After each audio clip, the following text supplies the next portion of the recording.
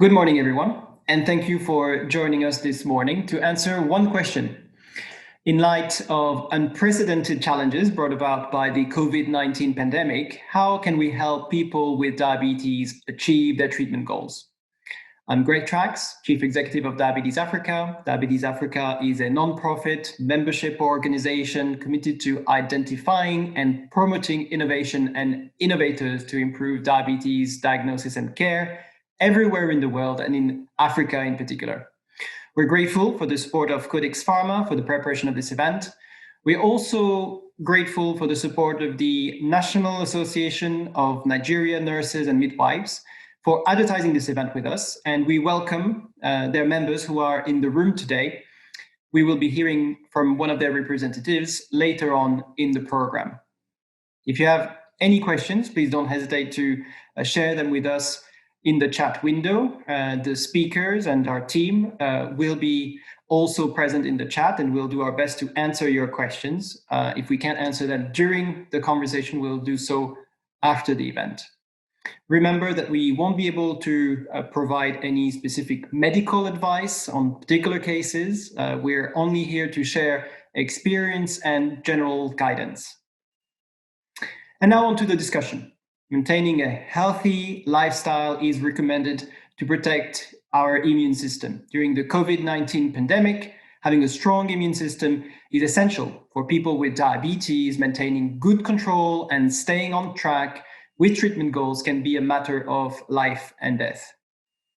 But achieving treatment goals can be a challenge when social distancing rules are in place and limited face-to-face interactions are also in place.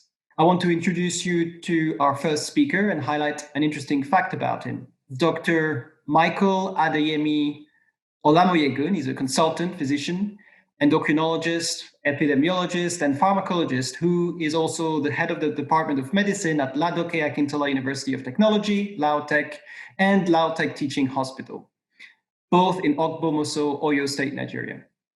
He's also a visiting research fellow on digital health at the Hasso-Plattner Institute at the University of Potsdam, Germany. He's the founder and coordinator of the Southwest Diabetes Investigation Research Group, one of the largest diabetes research groups in Nigeria, and the founder of M-Diabetes Nigeria, an organization pioneering the introduction of telemedicine to the management of diabetes in Nigeria. Dr. Olamoyegun, thank you for joining us.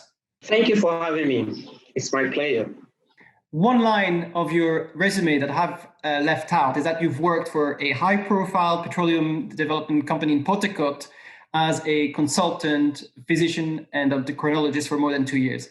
In oil companies, people can be stuck on oil rigs for weeks, isolated from the rest of the world. And with the pandemic, people have had to stay at home and have been isolated from the rest of the world as well. So I was wondering whether this experience you had in the old company had made you uniquely qualified to deal with patients with diabetes during the pandemic. Yeah. Thank you, Greg. I've worked in many places, and just like you rightly said, I had the opportunity to work for more than 2 years at Shell during my accumulated leave in the university. And during that period, I was their consultant physician and then endocrinologist. And then, as you know, because of the caliber of people there, they seem to have a large number of patients who have non-communicable diseases, hypertension, and diabetes. And then by the setup of that center, they have onshore, they have people onshore, and they have people offshore. So during my stay there, there is provision for being able to consult people even away from the center, that's the offshore people. And so they were able to deploy telemedicine, to be able to consult people from outside the company. So some of their staff who are far away from the main company in Port Harcourt. So that gave me so many experience in the use of telemedicine, especially in the management of diabetes. hypertension, and other non-communicable diseases. So I really gained a lot while I was there. And it's that knowledge that I gained that has put me in a vantage position on the use of telemedicine in the management of non-communicable diseases, especially diabetes in Nigeria. Thank you, Dr. Olamoyegun. I also want to welcome Professor Felicia Anumah. Thank you, Professor, for joining us. Thank you, Greg, for inviting me.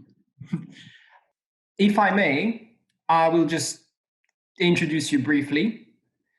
Professor Anumah is the Dean of the Faculty of Clinical Science at the University of Abuja.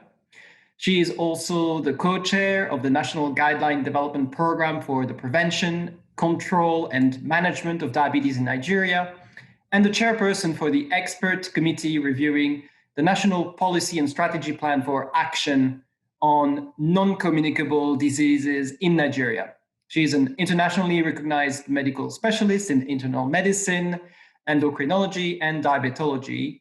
She's a medical educator, an administrator, a researcher, and an author with over 30 years of experience. The new edition of her book, Food and Lifestyle Diseases, and focused on diabetes and hypertension, will be out later this year. Let me start with this question then. From a clinical perspective, what are the treatment goals that can be set with a patient, and how do you normally ensure good follow-up? Thank you very much. For patients with diabetes, we usually have goals set for good control. When we see patients for the first time, part of the education we give them is the target that we are expected to work towards. No matter how uneducated the patient is, we try to talk at the level of the patient where the patient will get our message. So we try to, let them know that the best way to prevent complications or delay complications, the onset of complications of diabetes, is by having good control. And so we let them know what the target for blood sugar, for example, should be, depending on the glucometers they have. Some of them have glucometers in milligrams per DL, some have in millimoles per DL. So we tell them if they have their meters in millimoles per DL, depending also on the age, less than 60, we want them to have a fasting blood sugar between 4 and 6 millimoles. And we want a 2 hours post-meal blood glucose to be between 4 and 8 millimoles. But if they are older than 60 and elderly, we are not so strict in our control. We try to be higher, a bit higher values are acceptable, in the elderly, because we don't want them to have hypoglycemia.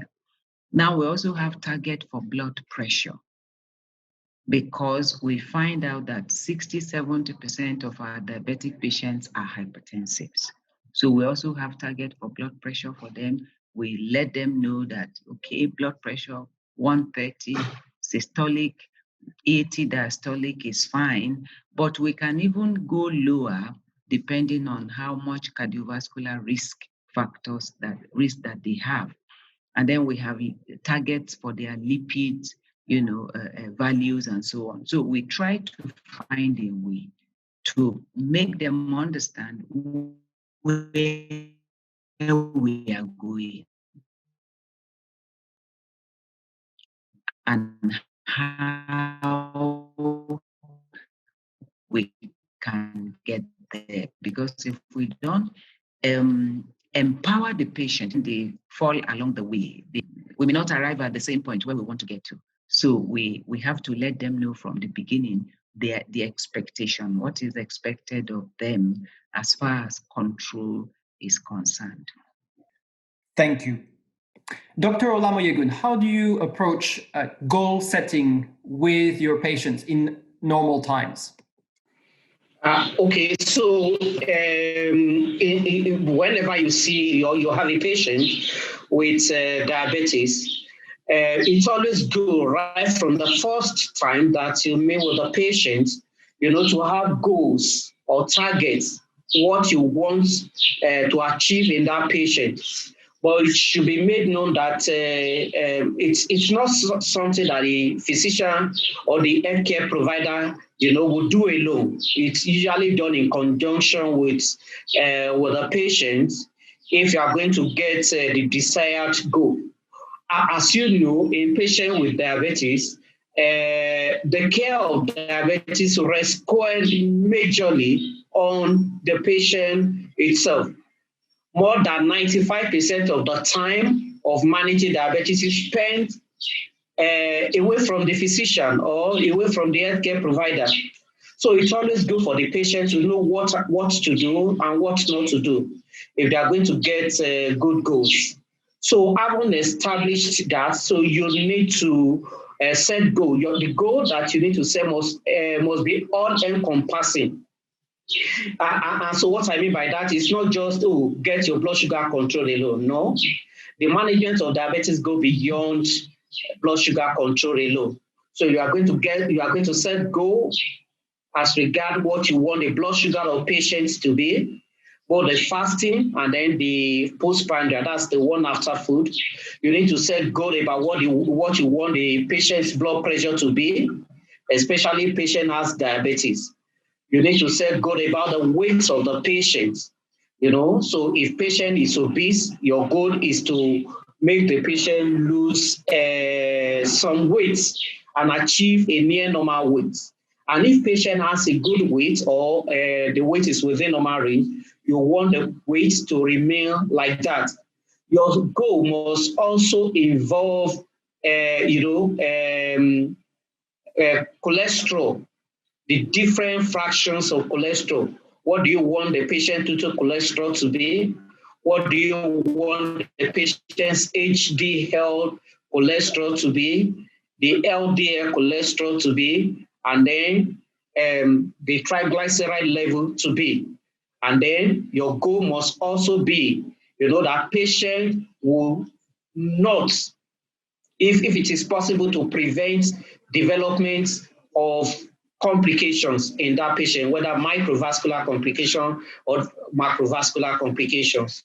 And if patient has already developed, your aim will be to minimize the progression of the complication. So these are some of the goals that you set for patients with diabetes. So before this COVID-19 pandemic, this is usually ensured by encouraging patients to come to the clinic from time to time. Depending on how busy your clinic is, you will give patient 2 months follow-up appointment, 3 months, or even in some cases, especially in patients who are well motivated, you could even give them 6 months, for them to come. And then you now tell them maybe they will need to monitor their weight at home, monitor their blood sugar at home, and even monitor their blood pressure at home, just to be sure that even when they are away from you, they are able to keep track of their blood sugar, their blood pressure, their weight, and all of that. So these are some of the things that we do before this COVID pandemic. Thank you. So in terms of goals, we've mentioned blood sugar levels, weight, cholesterol, measuring HDL and LDL levels, which some people refer to as good and bad cholesterol, triglyceride levels, and minimizing the progression of complications. And if a person is at home with limited access to a healthcare professional, there is an emphasis on blood sugar levels, blood pressure, and weight. I want to go back to the weight target with you, Professor Anumah, because excessive weight is a risk factor in many diseases. Well, for weight, we all know that 95% of cases of type 2 diabetes is because of excess weight, either overweight or obesity. So we want, and we also know that when we're able to drop their weight, control is better. In fact, there are some newly diabetic patients. If I had a patient recently, a young man in his late 30s who had a BMI of 32 or so, and blood pressure was high, blood sugar was high. After educating him on weight control, he took it very seriously, and within 2 months, he dropped almost 10 kilograms, and blood pressure became normal. So that shows the importance of weight control in diabetes management. So we tell them that, I usually make a statement that God is a perfect scientist, that for every height, there is an ideal weight. And once you allow your weight to get beyond what that height is meant to carry, that's the beginning of trouble. So depending on what weight they have, we give them targets on, the expected drop in weight. For example, for my patients, I give them targets every month. Of course, I find out from the patient, what should we be expecting from you? After explaining the implication of having excess weight, the consequences, and the urgent need to drop in weight, I ask them to give me an expectation. Some of them will say, okay, in 1 month, I can try with what you have said to lose 3 kg, to lose 5 kg. So I set targets for them.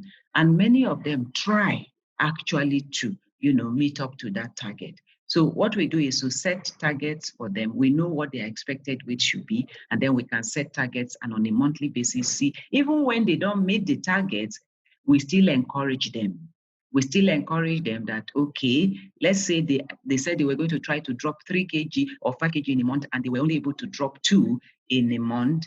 We still, kind of clap hands for them and encourage them to go on. So that way we succeed in, dropping the BMI, and the patients usually see a reflection in their blood sugar control, in their blood pressure control, and that makes them happy when they see it, when they see the evidence. It makes them happy, and they now want to do more. Thank you. You've given a very simple explanation of BMI, the body mass index, and that's much appreciated because we also have people with diabetes following this program. Speaking clearly and providing simple explanation that can be understood by everyone is a very important element of diabetes education. So thanks for that.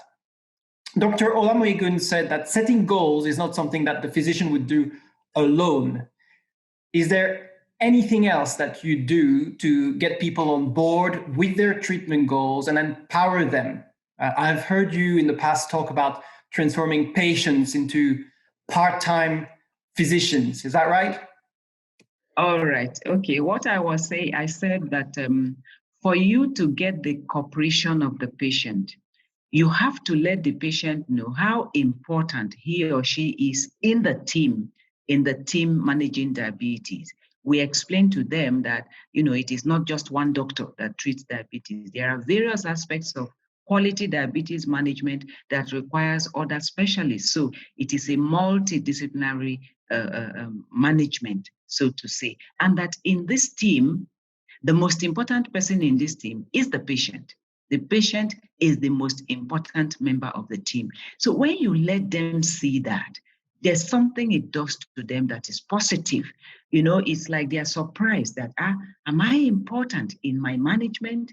Oh, so they even call me that I can be my own doctor 50%. I let them know that they are their own doctors 50%. And then we, the remaining 50%, we take care of it. And for them to be their own doctor 50%, they have certain responsibilities. And one of the responsibilities is that they will check their own blood sugars by themselves, so that on their own at home, they know whether they are doing well or they are not doing well. That encourages them. And then I ask them that, particularly in an environment, like I said, where we run an out-of-pocket system mainly, with medical insurance is not so solid, I ask, in that case, they have to get their own strips by themselves. So I have to find out from the patients, how much of these trips they can afford to get to check their blood sugars in a week. Some of them will tell me I can check once a day. Some of them will tell me I can check 3 times a day. So depending on how many strips this patient can afford to use in one day, I now discuss how they should check the blood sugar. For example, it is important that we have some fasting values and we have some post-meal values. So if a patient tells me that I can check the blood sugar only 3 times a week, I tell the patient, okay, that means Monday, Wednesday, and Friday. So I tell the patient, fine, on Monday, check the fasting blood sugar. On Wednesday, you can check 2 hours after the breakfast. On Friday, the patient can check 2 hours after lunch or 2 hours after dinner. So in 1 week, we have at least a fasting value and 2 post-meal values. With that, at least we can take some decision as regards the control. So if the patient can check every day, we also space it out that way, some pre-meals, some post-meal, some fasting values, so we can play around the values and take a decision as regards what the control is like and whether we should make any adjustments to the medications or not. I also tell them that if they can check their blood sugars themselves, fasting, for example, maybe they check fasting, they have their meters in millimoles, and it says 6 millimoles fasting. And that if they now eat their breakfast and it is 15 millimoles post-meal, 2 hours post-meal, then it means that that meal, they need to take a second look at that meal because that meal has added about 9 millimoles to their blood sugars. So they can tell themselves, okay, yes, this meal was fantastic. It raised my blood sugar by 9. By the next day, I'm going to step down on the size and see the impact on my blood sugar. So we can play around it this way. When they understand it, they're actually excited in doing it because it's like, oh, I am my own doctor to some extent. Dr. Olamoyegun, what do you think about what your colleague, Professor Anumah, just said about empowering patients by splitting roles with the physician? Dr. Olamoyegun.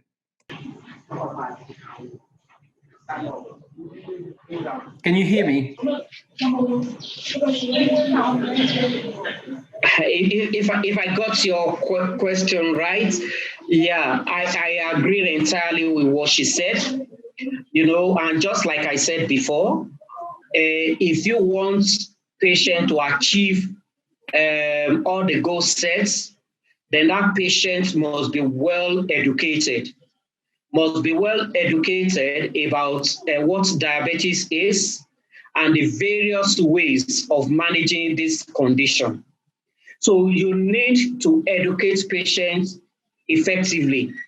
It is only patients that understand what diabetes is, you know, that will be able to cooperate and will be able to do what you want them to do when they are away from you. Like I said earlier, patients spend more than 95% of their time away from the healthcare provider. So they only come to the clinic and then you spend maybe 20 minutes, 15 minutes, or even 30 minutes with them.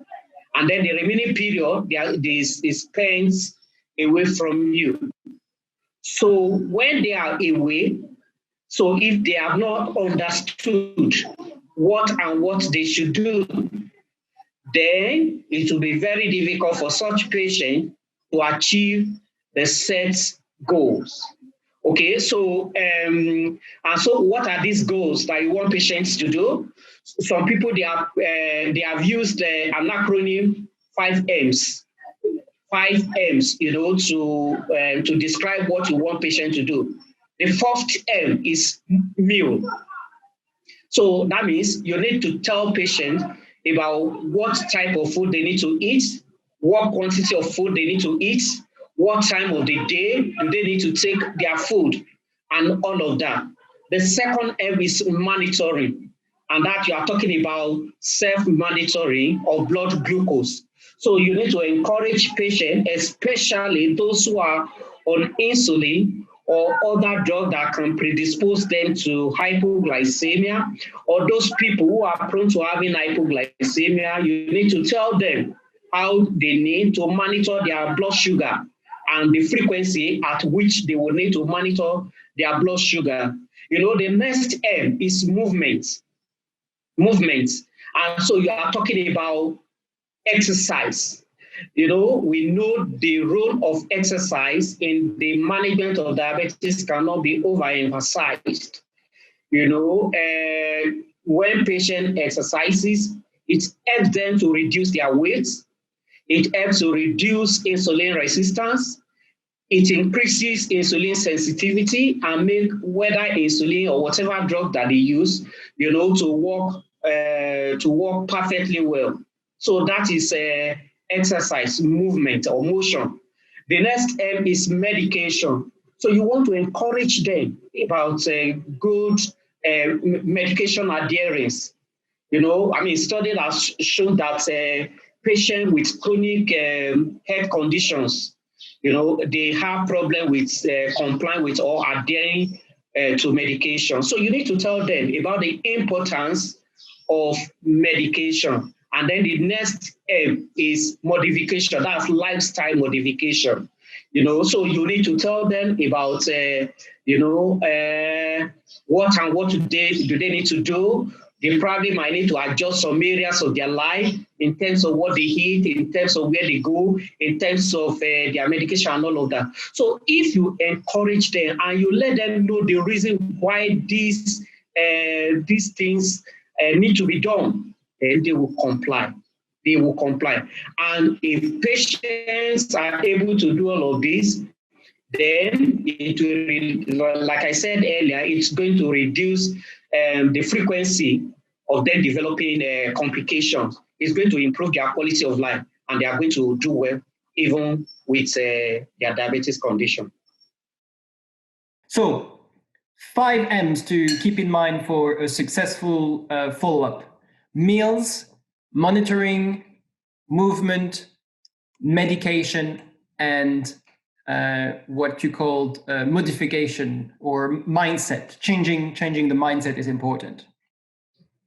How do you suggest patients equip themselves at home if they're not going to be able to see a doctor for a long period of time and they have to meet their targets? Do they have to invest into more equipment than they would normally during the pandemic? Okay. Well, for us to get the patients to that level where they can, spend a long time without seeing their healthcare professional, at the beginning, we have a responsibility to empower the patient. That's what it means. The responsibility is on us, the healthcare providers, to empower them the first, initial consultations. So when we empower them, that's why I usually tell, general practitioners that diabetes education is more important than the medications we write for the patients. So this is more important. Therefore, this patient must be empowered. I have a phrase that I use for healthcare professionals when I'm, giving them workshops or seminars on diabetes management. I tell them that management of diabetes is the art of the possible, ART. And that this patient must be empowered by us to such an extent that he or she understands this disease, he or she understands how to handle it, and he or she is in charge of the disease, not the other way around. So first of all, it's our responsibility to build up these patients to that level where now they can spend a long time being their own doctor and they don't need to see the healthcare professional so frequently. So is it that you're trying to say that more advanced equipment, such as monofilament fiber to test sensitivity, for example, on diabetes foot, may not be needed if proper education upstream has been provided? Well, that's a very important point you have brought, Greg, because in our environment, for example, diabetes foot disease is a big burden with us. 50% of the patients I have in my unit in the world, most of the time they are there because of foot problems. So it's something that is very important, that is worrisome, that we need to do something about. we can actually teach the patients how to use the monofilament. It's a very simple equipment. It's just that someone else has to do it, not the patient himself. Because if the patient himself or herself is using the monofilament to check for sensation, he may actually say he feels it when he doesn't. It has to be as objective as possible. So it has to be someone else doing it. For example, when we are using the monofilament to check for protective sensation in the feet of our diabetic patients, we show them what they should feel, first of all. And then we ask them to close their eyes and then to tell us when they feel that we have touched them with the monofilament. So we don't even want them to follow us with their eyes so they don't say yes when they are not feeling anything. I hope you get me. So using the monofilament actually to be as objective as possible requires another person to check it. So it is possible actually to train maybe the caregiver at home for that individual. We can train a caregiver to say, this is what you should do, this is what you should do at home to check for, loss of protective sensation. Because we check 10 sites, and even when one is defective, we know that there is loss of protective sensation and that foot is at risk already for ulcers and for whatever, So we can actually teach someone else in the home to be able to use the monofilament to check for protective sensation, but not the patient himself or herself. Thank you, Professor Anumah. I want to move on to Dr. Olamoyegun. Dr. Olamoyegun, are you with us? Is the network? Yeah. We'll talk about equipment in a moment, but I wanted to have your opinion on how the 5 M's that you've mentioned have been affected by the pandemic. What have you done to adapt with your patients? Okay. So let's start with I was going to say that, in any situation, one must be able to think out of the box and see what can be done, rather than concentrating on what cannot be done.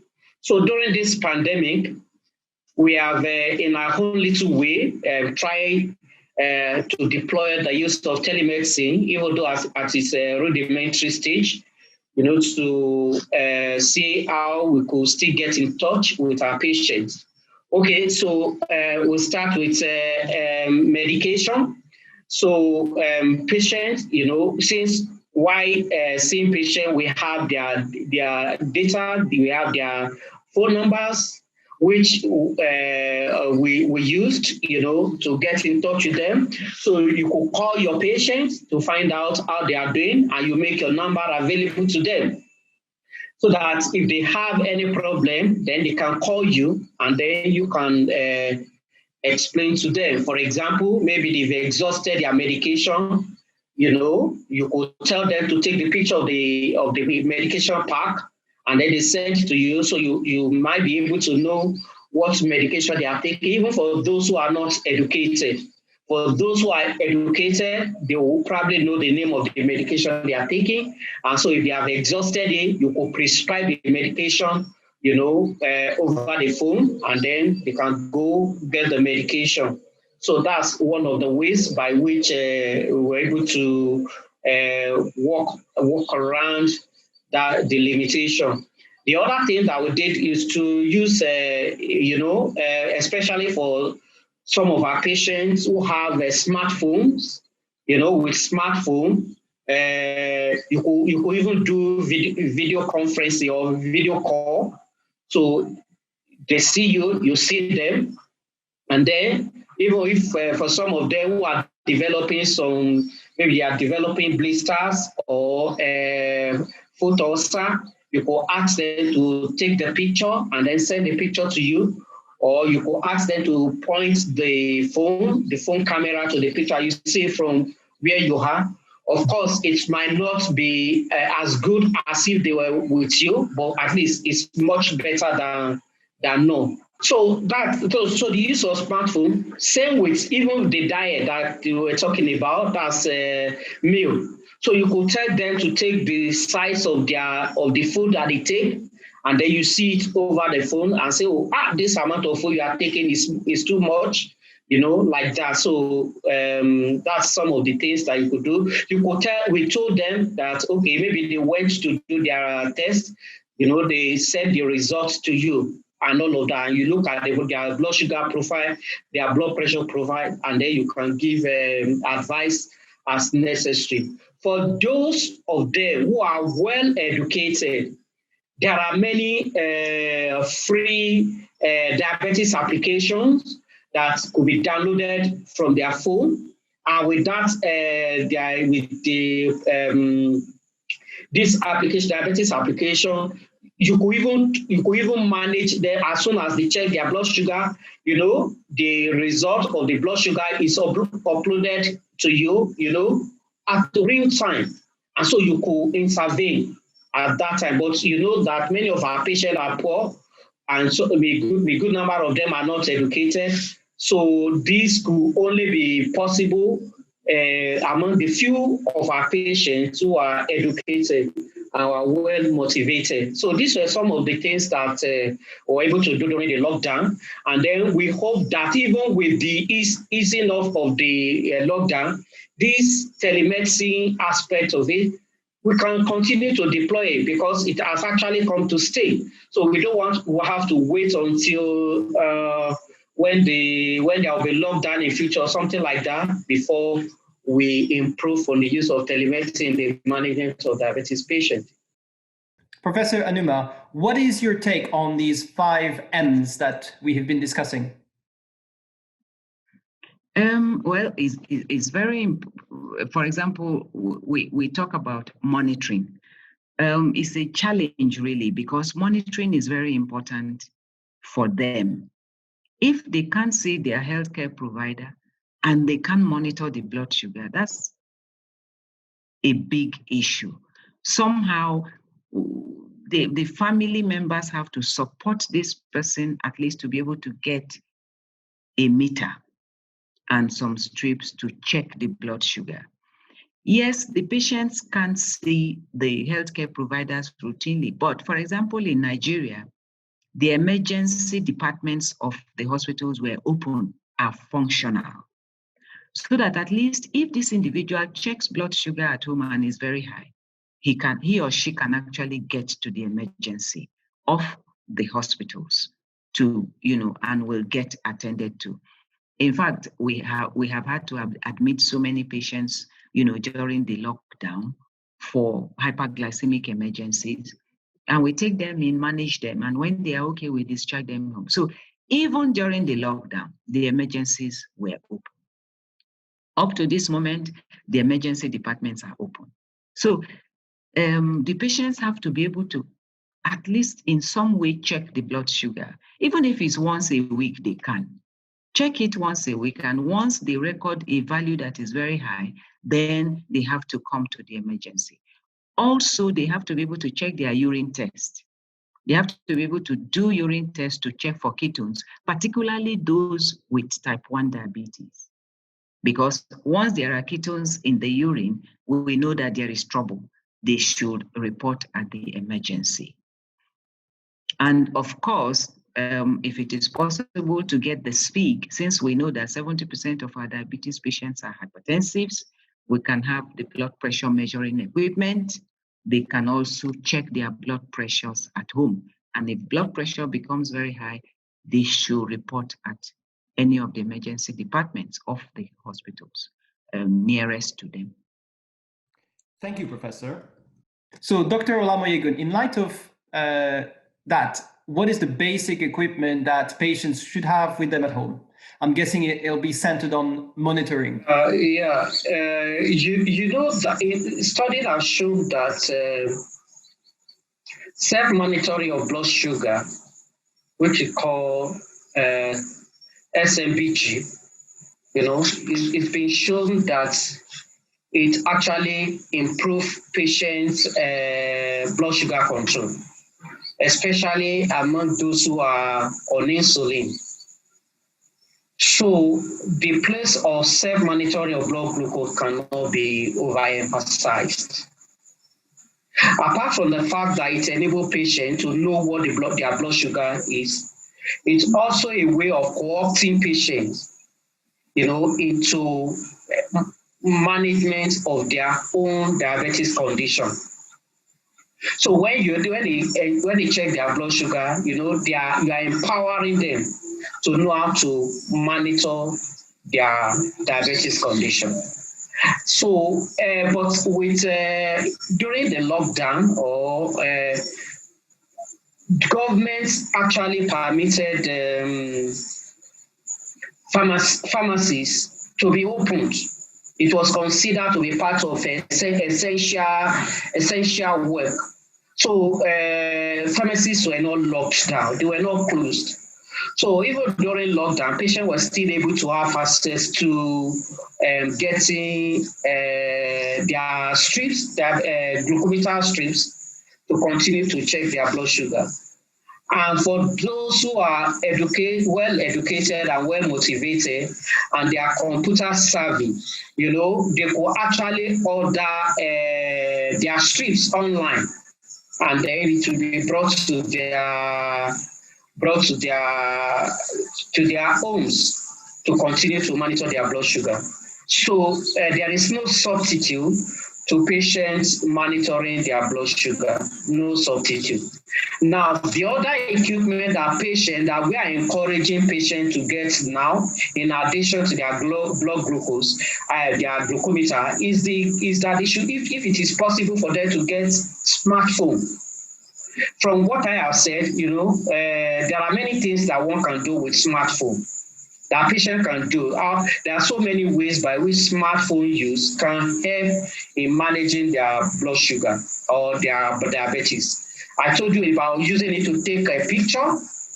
Maybe they are developing ulcer or something.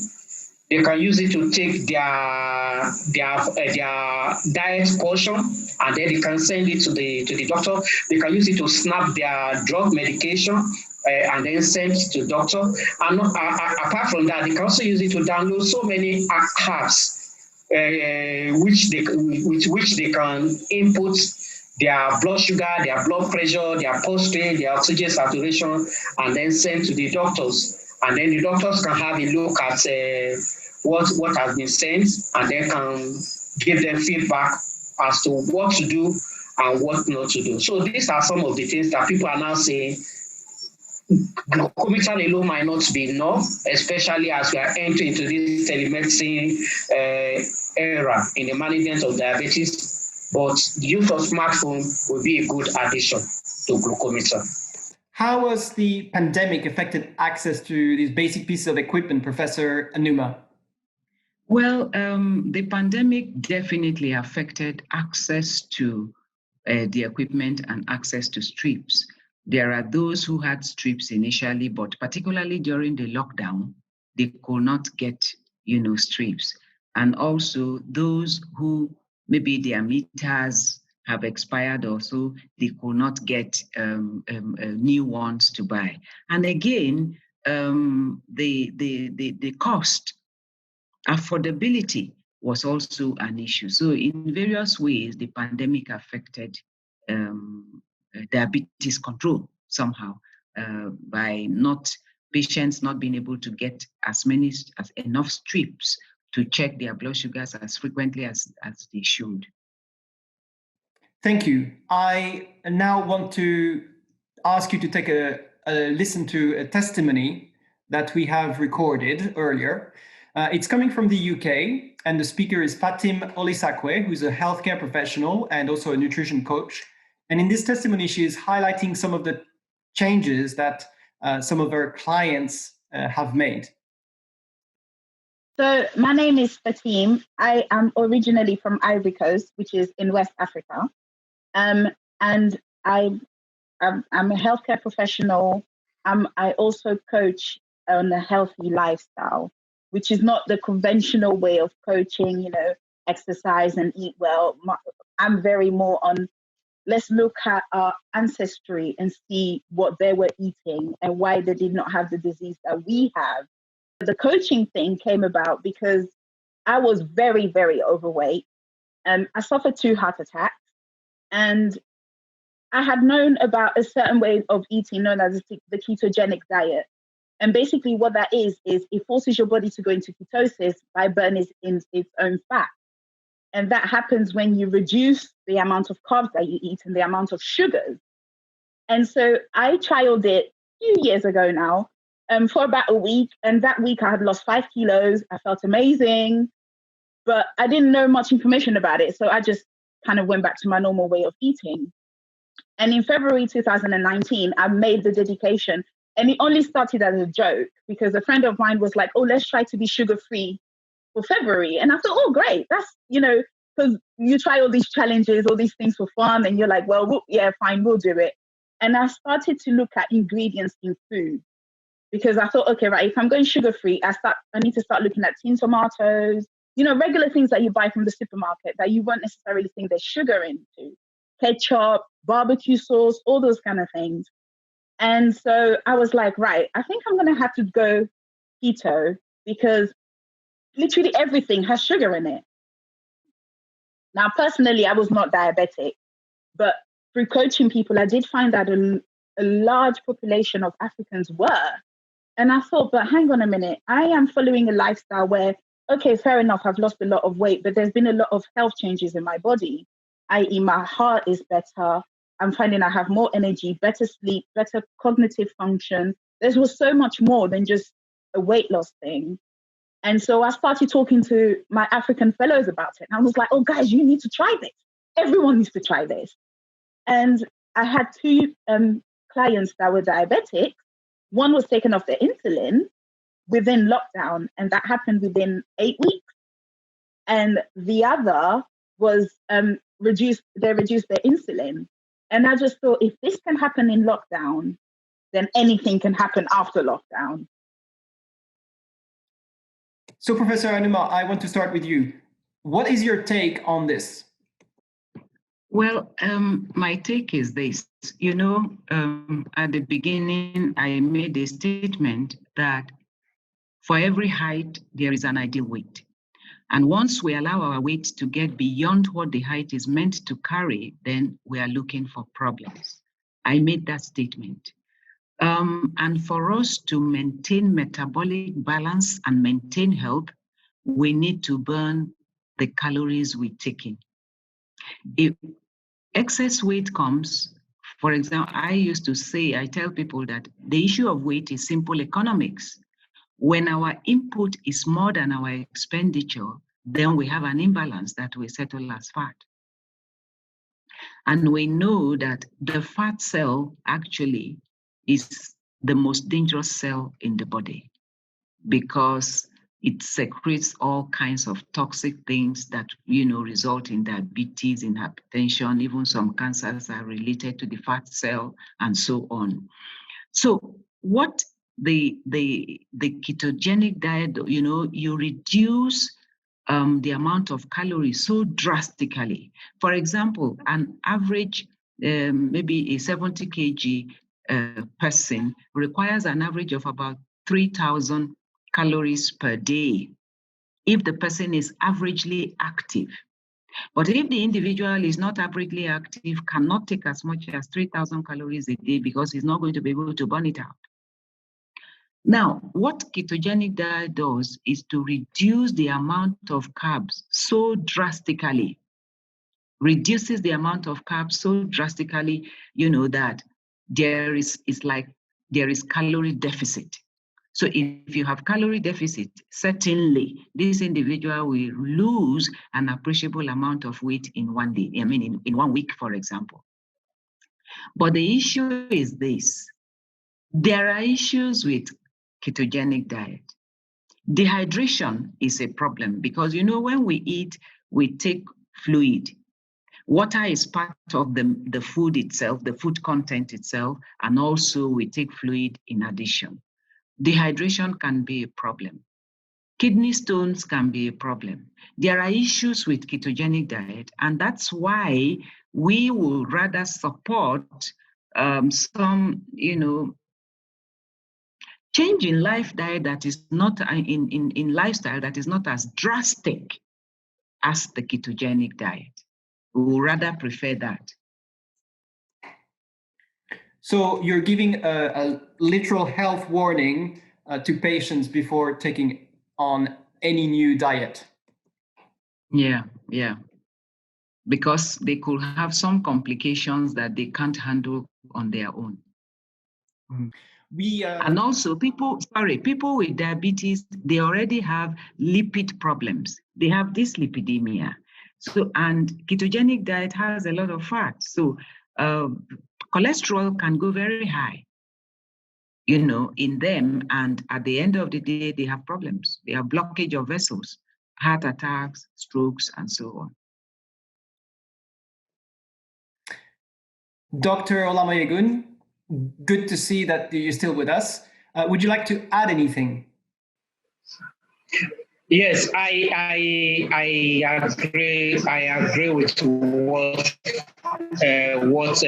Professor Anumah said. There are issues with ketogenic diets. So maybe I should just say this, that keto diet actually has been proven to does help in at reducing blood sugar and reducing weight, and improving insulin sensitivity, especially in patients with type 2 diabetes. That's the most common type of diabetes. So it's not really that keto diets don't have any effects, because what you are doing basically in keto diet is you are reducing drastically the amount of carbohydrates in the diet, and you are taking large amounts of fats. So what fat does is the fat is metabolized and then to form ketone bodies, okay, which is described as natural ketosis, as opposed to what you have in diabetic ketoacidosis, which usually occur in type 1 or occasionally in type 2. So by the time the body is deprived of carbohydrates, so the fat is metabolized, and then so patients tend to lose weight. And so it does help a bit in weight. At least there are studies to show that it could actually help to reduce weight. And a good number of patients with type 2 diabetes, they have obesity. And then it also helps in a little way in blood sugar. But the problem, like I said, is that it's not sustainable, especially for a very prolonged period of time. And the principle in prescribing diet in patients with diabetes is that it should be things that patients could make as part of their daily life. Something they will be able to sustain for a very long period of time. Because as you know, that diabetes generally is not curable, it's treatable. So patient is probably going to live with it for the rest of his or her life. So that is why we don't support a kind of ad hoc, something that you just be able to do for a while, and then you won't be able to sustain. So, and apart from the fact that it could have effects on the kidney, it also could make patients to be deficient of some nutritional microelements, or even microelements, so because by the time you deprive yourself of vegetable or of fat or some carbohydrates, except you are taking nutritional supplement, patient will be deficient of some nutritional requirements. So that is why it is not usually prescribed, and a good number of people don't subscribe to it. Just on this point, excuse me, because I'm not a specialist, so what I'm thinking is another risk as well if you're taking insulin, if you're taking SUs. and you reduce drastically the amount of carbs, is there not a risk of hypoglycemia? Yeah, you are very right. You are very right, and that is why I was saying when I was talking, I said the benefit is, if at all, is seen in patients with type 2 diabetes, basically, because they are the ones that are either overweight or obese. But in type 1, it's, if you look at, especially in this part of our world, many of the patients with type 1 diabetes, they are either underweight or have normal weight. So the benefits that is accrued to those who are overweight is not seen in type 1 diabetes. And so if you reduce carbohydrate drastically, and in patients who are on insulin, or even in type 2 diabetes patients who are on insulin secretagogue, like sulfonylurea that you mentioned, the risk of hypoglycemia is there. That is why you will not want patients with type 1 diabetes to try it at all. Or if they will ever try it, it must be under supervision of their managing healthcare practitioner. Dr. Olamoyegun, you mentioned exercise, and I want to roll a second tape, which is another testimony from Ugochukwu Ejemba. He's a personal trainer and coach in Lagos, and he's shared his views with us on exercise during the pandemic. Let's take a look, and we'll ask you to comment afterwards. Yeah, so my name is Ugochukwu Ejemba. I'm a certified strength and conditioning coach. I have a master's in strength and conditioning from the University of Northampton. I do personal training as well as personal wellness coaching, as well as helping people deal with issues such as weight loss, even weight gain, and general overall health and fitness. I would recommend people who are living with diabetes to go for long walks, because walking in itself is a very healthy way to keep up your endurance and aerobic capacity, as well as generally keeping your overall fitness. Also, it helps to strengthen your heart in terms of an aerobic exercise, a cardiovascular exercise. However, based on some research that has been done, people living with diabetes might struggle to go for walks, based on some ailment that they may have or disability they may have, which impairs their lower limbs.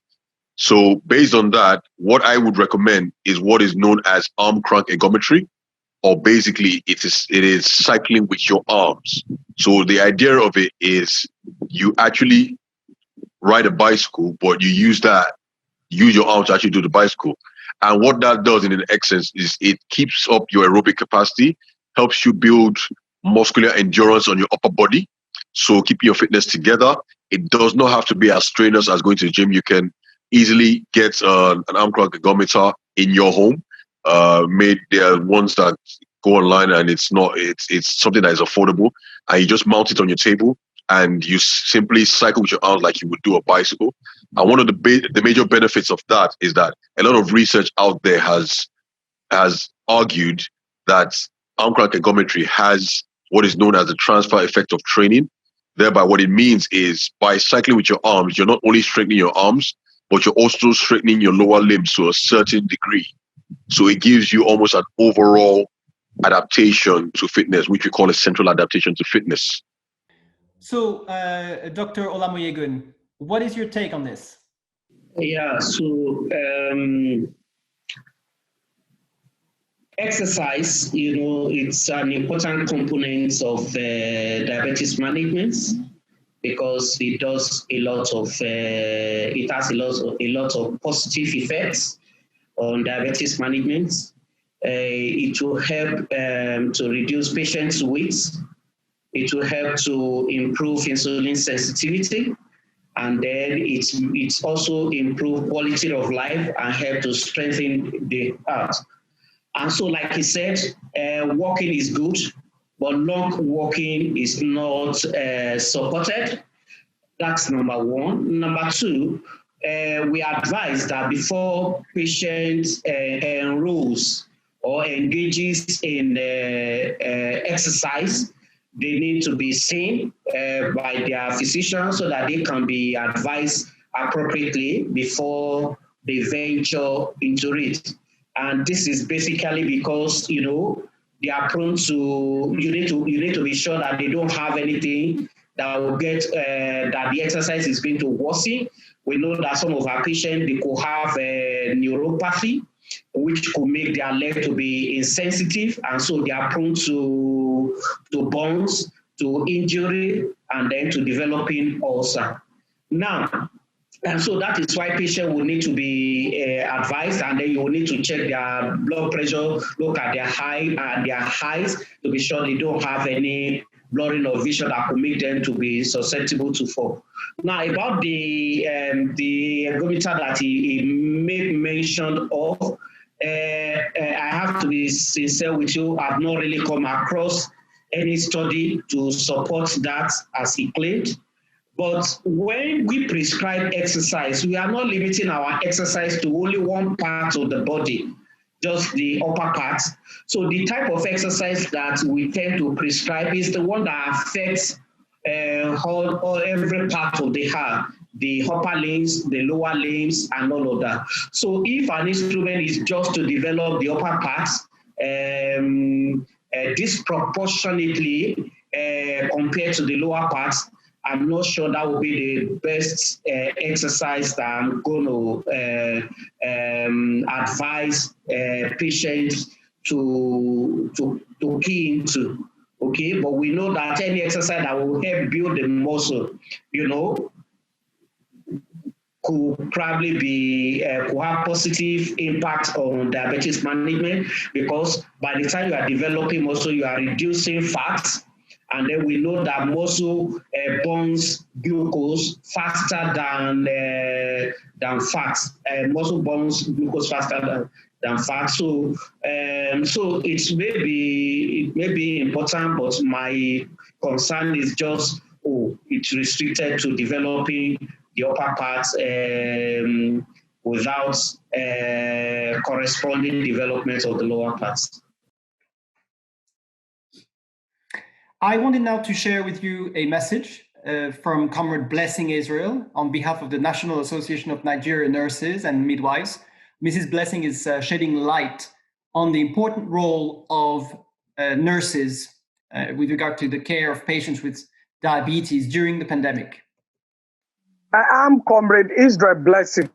I'm the chairman of National Association of Nigerian Nurses and Midwives, Lagos State Council. Our national secretariat is in Abuja, and the association is the only association that organizes the affairs of nurses in Nigeria. And I want to say that this pandemic period is a very challenging period for patients with diabetes, because this critical period, once they are positive to this virus, their glycemic level increases. So for us as nurses, in the nooks and crannies of our society, we have the skill about diabetic of course, and we believe that at this critical period, the patient need to be educated on the need to avoid hospital environment this period, and to minimize the exposure rate at the hospital. And we let them know that at this critical period, their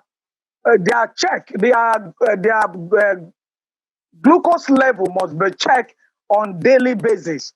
And once they see that it is abnormal, they should notify the healthcare providers concerning that.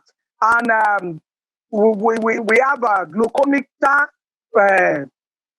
which can be used to do that. And for diabetes, we have two types of diabetes. We have the type 1 and type 2. And for those ones that are in the category of type 1, they know that insulin is very, very important at this critical period. And what they need to do is to ensure that it's readily available for them. And once it is not available, they should ensure that they go to their healthcare provider to get enough for them. And for the type 2 diabetic, we know they depend on diet and the other tablets. So we ensure that their diet, we educate them on adequate diet and to ensure that they take their drugs very well. We should also let them know that at this critical period, their immune system of these patients are very low. So they must maintain the preventive measures to not to get infected with the COVID. And what are these the preventive measures that they need to really maintain? The social and physical distancing is very important. That was why I said it earlier that they should minimize their exposure rates at the hospital. And most time when they have issues, they should call their healthcare provider instead of going to the hospital, because at this period, a lot of people are positive to COVID, and once you constantly get yourself exposed to patients or to other healthcare workers, you might get infected. And you let them know that environmental and personal hygiene is very important at this period. And you also ensure that the hand washing, which is very, very important, most important of all, must be maintained. The physical distancing must be maintained, and the use of face masks. We have said it, especially for those that have common cold, that are sneezing and coughing, as we know that the pathway to COVID-19 is the respiratory tract. And because of this, they need to ensure that they maintain all these IPC rules. We thank again Comrade Blessing Israel from the National Association of Nigerian Nurses and Midwives. Before we close, I want to ask our speakers whether there was any point that we hadn't covered and that they wanted to bring to the fore. Professor Anumah. Okay, well, one important aspect I'm using our environment, for example, alternative medication. Africans believe in alternative medication and over-the-counter drugs. Do we have to be very careful? Because you find I had a patient who had diabetes for, 20 years and had diabetic nephropathy. And he had a fever, and he assumed that fever was malaria. Took anti-malarials, the fever didn't go. Apparently, what was causing the fever was a kidney infection. He had a pyelonephritis, but he thought it was malaria. When it didn't go, he took some herbs, and at the end of the day, those herbs crushed the kidneys completely, and the kidneys failed. And he had to be on dialysis. At the end of the day, he had to have a renal transplant. So our patients have to be very careful concerning herbs, alternative medications, because the kidney is already in trouble, particularly when control has not been good. So any other thing now that insults the kidneys can make it pack up. Dr. Olamoyegun, would you like to add anything in relation to what Professor Anumah just described? Yeah, that is what we call complementary alternative medicine. Okay, so and a large number of our patients, they actually take it. Either they take it alone or they take it in addition to the traditional anti-diabetic agents. In fact, my group, that's the Southwest Diabetes Investigation Group, we did a study to look at how many of our patients are on complementary alternative medicine. The manuscript will be published in October 2020. And we discovered that more than 60% of our patients, they are on complementary alternative medicine. And what we found out was many of them never told their managing doctors, that they are on it. maybe because of they are afraid of the patient, the physician won't understand or is not going to support them and all of that. And what we also found that was most of them never knew what's the constituents of what they are taking. And so many of these could have adverse effects on patient, because some of these drug actually maybe they have ability to reduce blood sugar, and so if they are not taking it in addition to the oral hypoglycemic agent, so it could tilt patient to having hypoglycemia, and then the risk of drug interaction is also there. And then some of these drugs will also have effect on some organs in the body, especially the kidneys and maybe the heart. So that is why we suggested, as part of our recommendation, that the physician should cultivate the habits of finding out from their clients whether they are into any of such complementary alternative medicine or not, and not with the aim of condemning them, but to be able to understand and then be able to advise them appropriately. So that is the thing. So I'm not totally in support of complementary alternative medicine, but I also, on the other hand, know that some of these drugs, they actually work. And if you look at even the recommendation of the WHO, I can't remember the year now, that the countries should look inward and see how many of these drugs that patients available to them, that will actually be useful, because everybody agrees that more than 80% of people with chronic health conditions, they are into complementary alternative medicine. So we need to look inward and see which of them work, which of them don't work, so that we'll be able to advise our patients appropriately. It might interest you to know that in my thesis for my master's degree in pharmacology, that was actually what I looked at. I looked at one of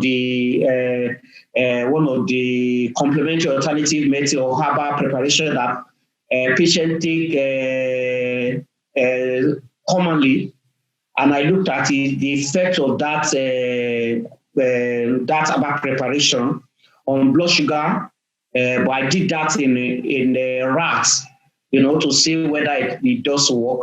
And I can tell you that the herbal preparation actually work.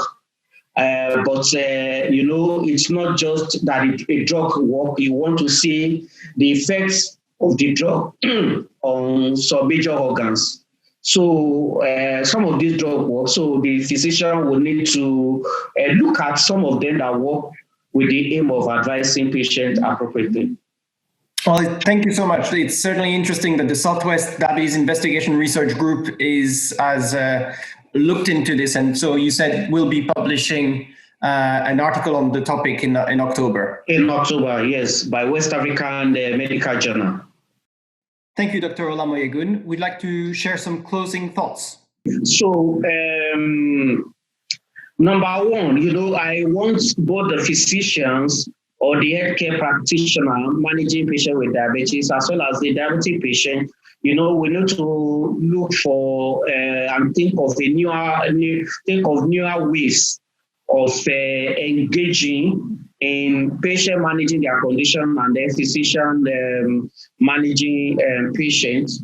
Okay, so for the physician, we can't run away from telehealth or telemedicine in the management of diabetes patients because we know that we are living in a new age and new normal. So the place of telemedicine cannot be overemphasized. So we need to develop capacity on that.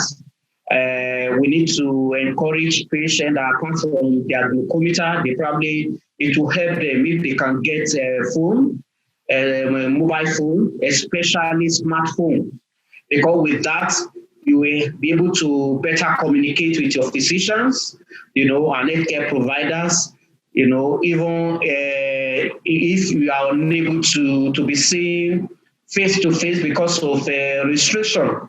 So, and while we are doing that, then it's also important for patients to keep to this self-care, because patients spend most of the time in managing their diabetes away from their healthcare providers. So they need to learn how to exercise, comply with their medication, keep to their meal plan, and then have positive attitude to their diabetes, improve on their coping mechanism, and then they will do well. I mean, they will do well if they will just keep to all of this.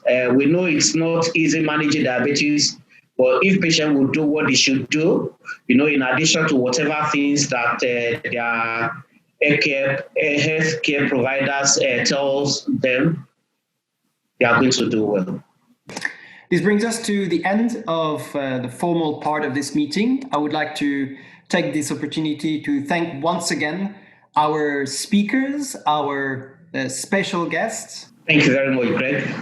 Thank you, Dr. Olamoyegun. Thank you, Professor Anumah, and also our partners, and in particular, Codex Pharma.